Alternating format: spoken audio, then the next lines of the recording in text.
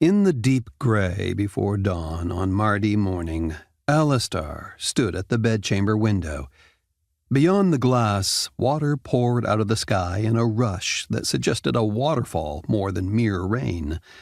So heavy was the downpour that Alastar could barely make out the stone-paved walkway that led from the covered porch below the window south toward the center of the Collegium.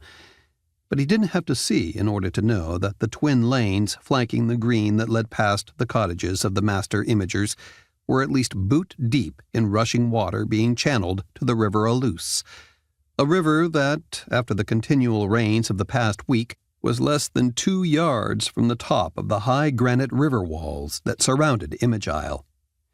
So much rain in late Augustus was bound to destroy much of the grain harvest in the areas around Lexcelsis, and everywhere the near-continual downpour had struck.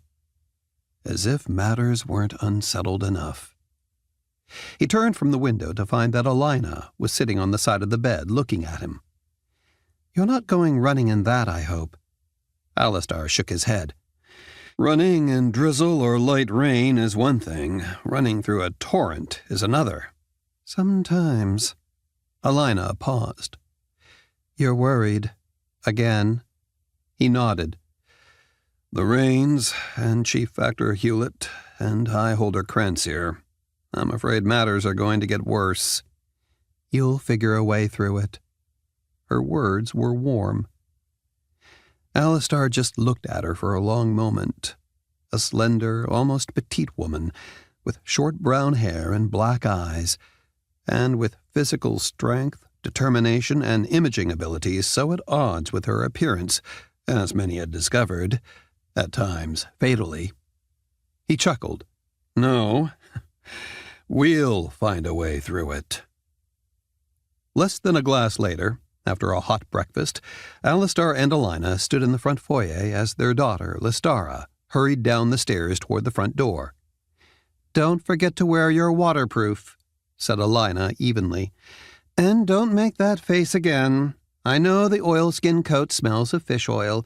That's what keeps the rain from soaking through." "And don't forget your oiled boots, either," added Alastar. "The way you did so conveniently yesterday." "You don't—" Listara broke off her words abruptly, her black eyes going from her father to her mother and back again. "Don't understand?" Alastar's voice was dry. He wasn't about to mention that he and Alina already wore the less than stylish and rather odoriferous oiled boots. "The other seconds," Listara began, then stopped. "The other seconds don't have to walk half a mil in ankle-deep water. They might get damp running from the dining hall to the administration building. You'll be soaked all the way through, and if you keep imaging the water out of your grays the way you did yesterday, you'll destroy the cloth, and all your coppers won't be enough to pay for new grays."